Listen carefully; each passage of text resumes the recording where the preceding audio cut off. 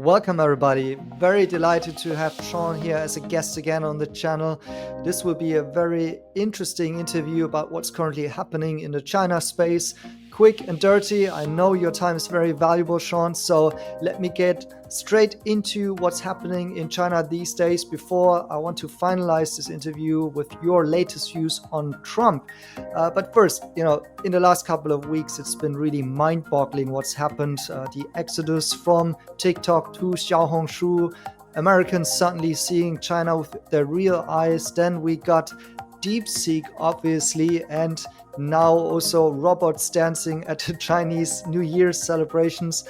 Shaun, what's your take on that? What's currently happening? Is this a breakthrough from China tech that we are witnessing? And is this kind of a Sputnik moment for US-China relations? Well, happy Chinese New Year, Marcel. Thank you so much for having me on your show again. I'm not in a suit right now because I'm on vacation in Qingdao, which is one of my favorite cities in China because you can hike on Laoshan Mountains as well as walk along the beach. And I didn't bring a suit because I didn't expect there to be a lot of media hits this week. Boy, was I wrong. I think on the first side, let's talk about what you call a Sputnik moment, which is what tech bro Mark Andreessen has called it with the release of DeepSeek. Many people are excited about this because it's as good, if not better, than OpenAI's ChatGPT, and it's a slightly different learning language model.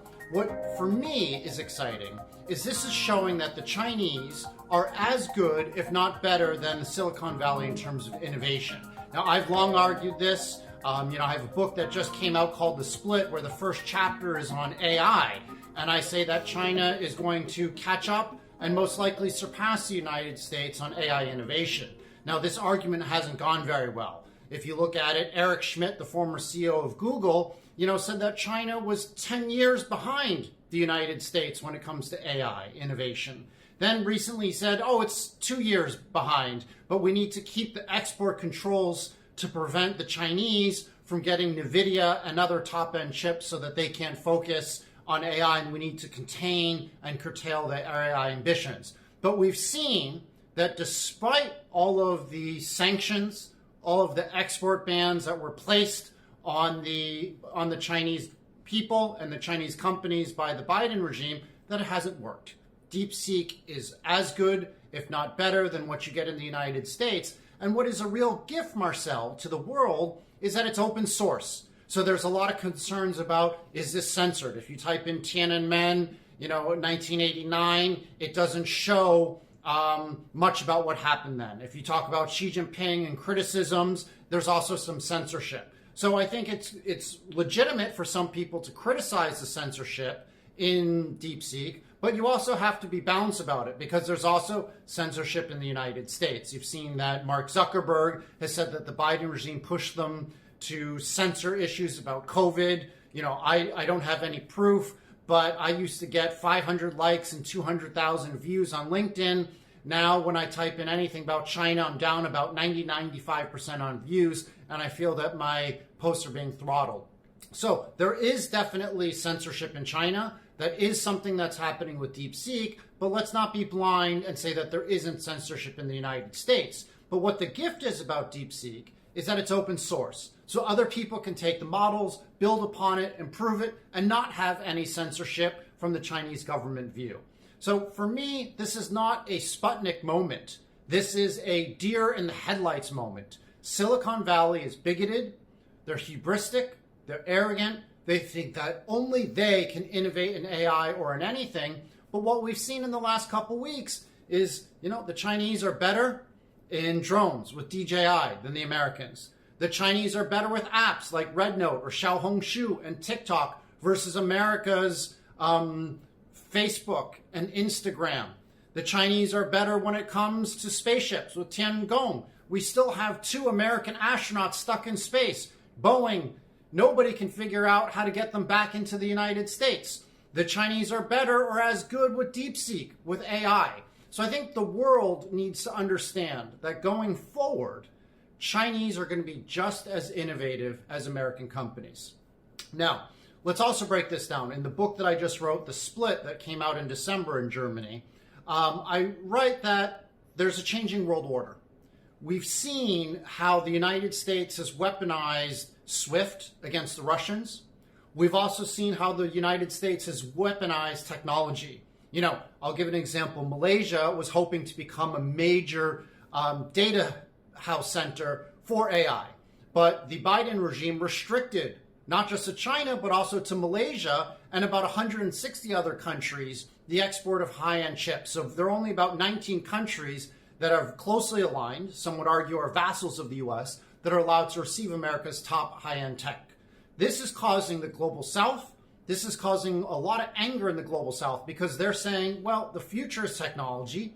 If we don't have NVDA chips, if we want to build our own AI models, and we're now being contained by the United States, we need to get our technology somewhere else. And that place is going to be China, Marcel. You see the companies like Alibaba, DeepSeek, SMIC, Yangtze memory chips, they're moving up. And they are the ones that are going to be selling into the global south. So going forward, it's going to be Kenya, it's going to be Saudi Arabia that's going to say they're worried about getting sanctioned by the US too. So they're going to procure all of their parts from China, which so far is stable and isn't trying to contain any other country. Now, I really hope that Red Note or Xiaohongshu continues, because what's been wonderful about it is the people-to-people interaction between everyday Americans and everyday Chinese. It's wonderful that Americans now are able to see that China's safe, that they don't feel oppressed. The infrastructure spend. In many ways, I think Americans are saying, this is what America could be if the United States stopped spending on its military and instead spent on infrastructure, spent on medical care, spent on education. And I think at the end of the day, they're realizing that mainland Chinese are not evil. They're sort of a caricature that's being presented, or a very negative biased narrative presenting of what mainland China is and how Chinese are. And that's presented in the Western media. You know, people like me, I've been banned by being quoted by Bloomberg. I've been banned formally by being quoted from Wall Street Journal. You can look in Bloomberg, I was quoted monthly, almost weekly for over 10 years. And then suddenly in 2017, I haven't been quoted since then. And every year, 3 or 4 journalists from Bloomberg call me up and say, Shaun, you know, you're great. You know the economy in China, you know consumer. We'd like to interview you about a story. They do. And then I get a call a week or two later with an apology, hush, hush, where the journalist says, we're really sorry. We haven't seen this happen before. But as the story went up the editorial rungs, somebody at a very senior level stepped in and said, we've banned and we don't quote Shaun Rein. So I think one of the great things about Xiaohongshu is we're now able to see Americans see how good China is. And then Americans, Chinese, frankly, are able to see how friendly and nice most Americans are. But they're also able to see that maybe the United States isn't as great as they expected. Maybe the Chinese government wasn't propagandizing them about guns, about the violence, about the drug use. I think when you tell most Chinese that you can buy a gun literally hanging off the rack in Dick's Sporting Goods or in Walmart, they're shocked and they don't believe it. But now they're able to talk to everyday Americans. The other thing that I think is wonderful is the Chinese government so far hasn't banned it.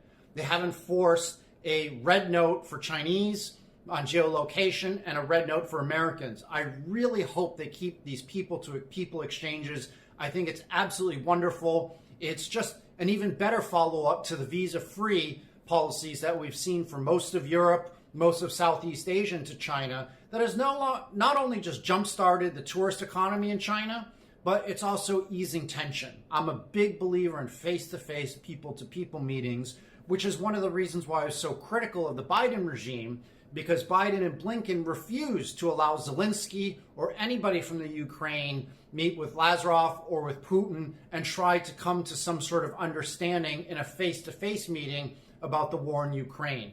I think that's really shameful. You know, too many people have died in Ukraine, and I think things would end sooner if people had face-to-face meetings. I do hope that the Chinese government will get rid of visa requirements for Americans as well, because we need Americans coming to China. We need the FDI. And most importantly, we need those people-to-people exchanges.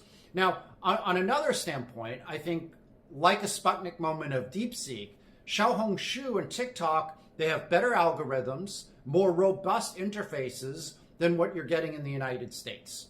And I think this is making the Silicon Valley tech bros very nervous, which is why Eric Schmidt, Alexander Wang, people like that are saying we need to double down on the export controls. Now, what we've seen, Marcel, is that export controls don't work. It hasn't stopped China from innovating. It's just made actually China innovate even more and focus on indigenous innovation, as I write in my book, The Split.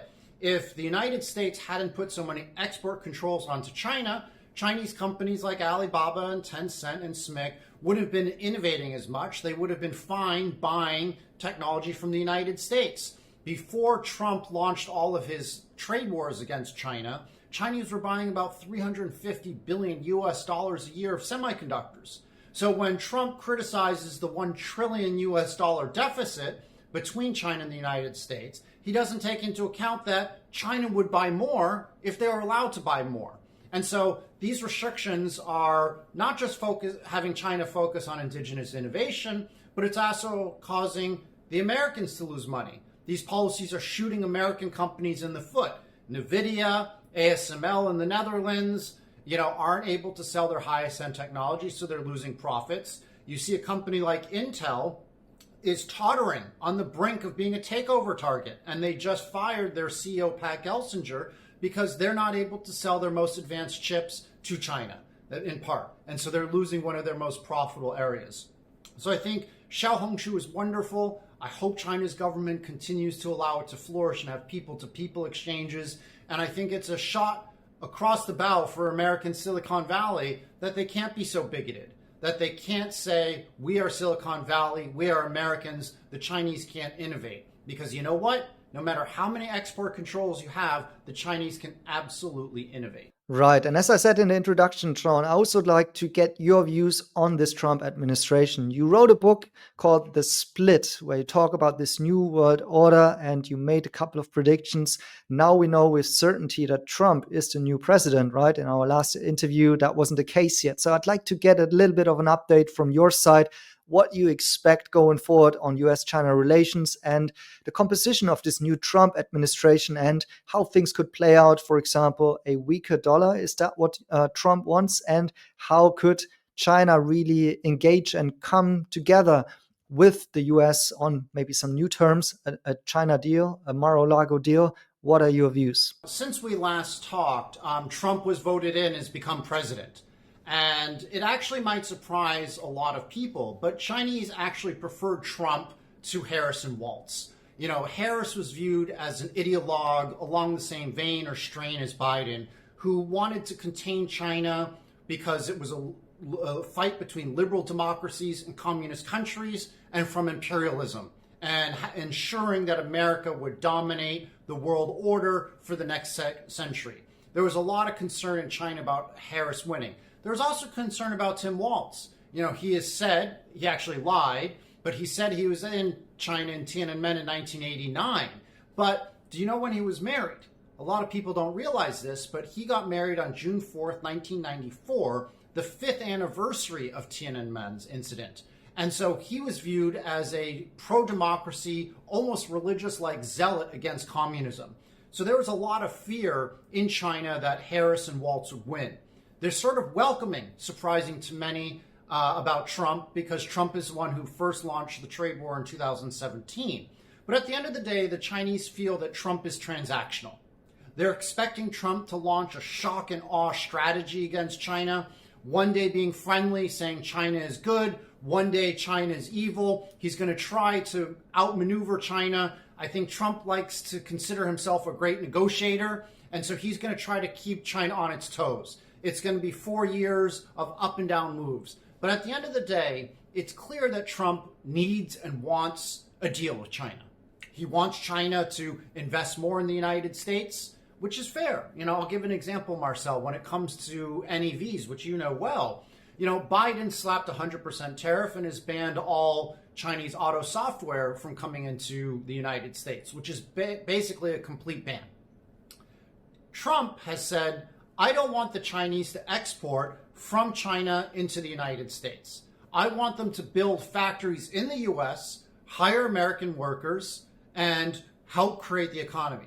Well, that's fair. I mean, that's what the Chinese did to Ford and to GM and to Volkswagen and BMW back in the 90s. They said, if you want to have access to the Chinese market, you need to set up a joint venture partner and you need to build a factory in China.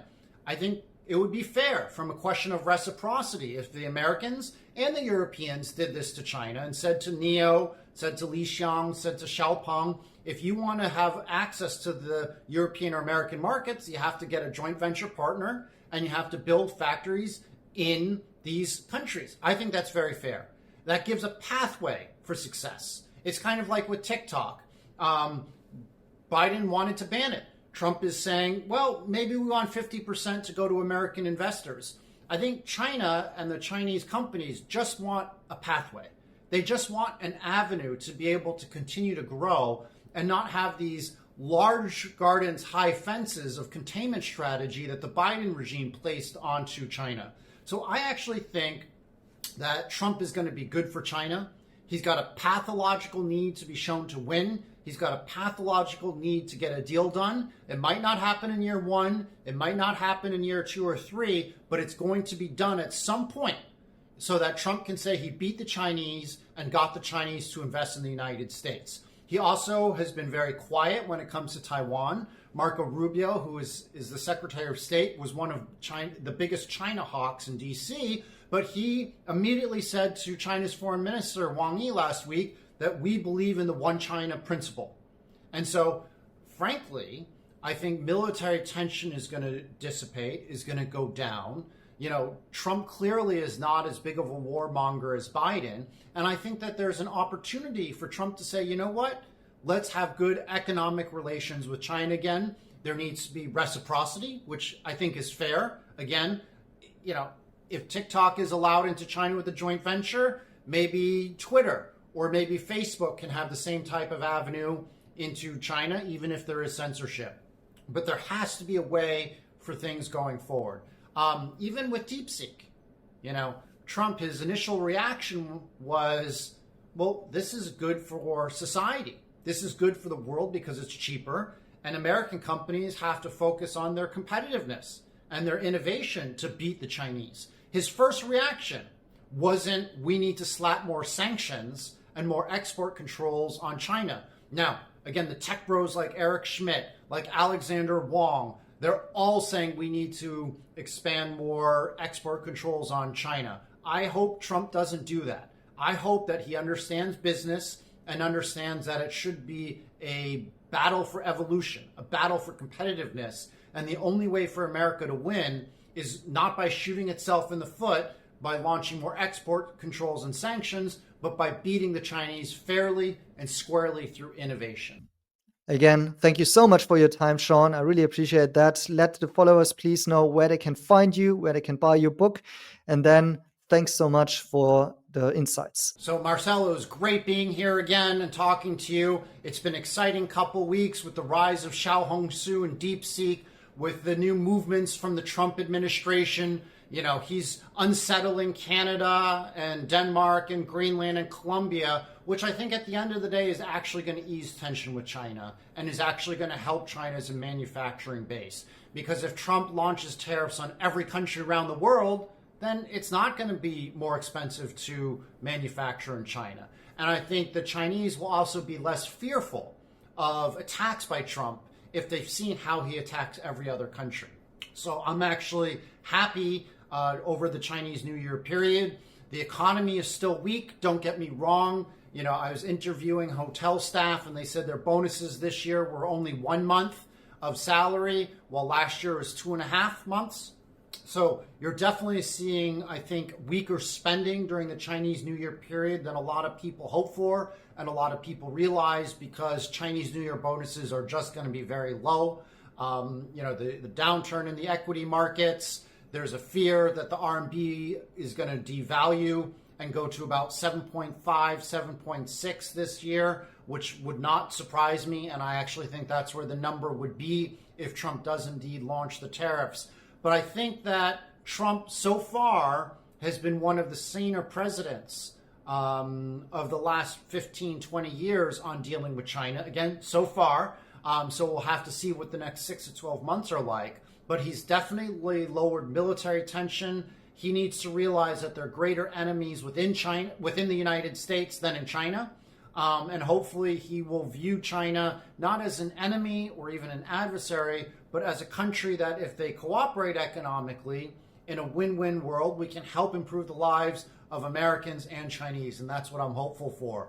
I think Trump certainly is better than Biden so far on just about everything when it comes to economics. But anyway, have a happy Chinese New Year. May 2025, may the year of the snake be great for you and all of your audience. It's a weak economy in China, but I see glimpse of hope that maybe the 2025 is not going to be as bad as a lot of people think, because Trump so far has been a lot more measured and pragmatic in dealing with the United States and China relations. So thanks so much. Again, catch my book, The Split, Finding the Opportunities in China's Economy and the New World Order. It just came out in December 2024. Globally, it's selling very well in ASEAN in places like Thailand, Malaysia, Singapore. It's doing well in India. It's doing well in Saudi Arabia. It's doing all right in Europe, in Germany, and France. It's not doing well in the Anglo world and the West. So it's not doing that well in Canada. It's doing okay in the UK, and it's doing okay in the United States. But I think if you really want to understand why I argue China is the next China, then you need to read the book and understand that even though there's a weak economy and there's tension between the two countries, that China is the next China for most countries and most companies. So happy Chinese New Year. Thank you.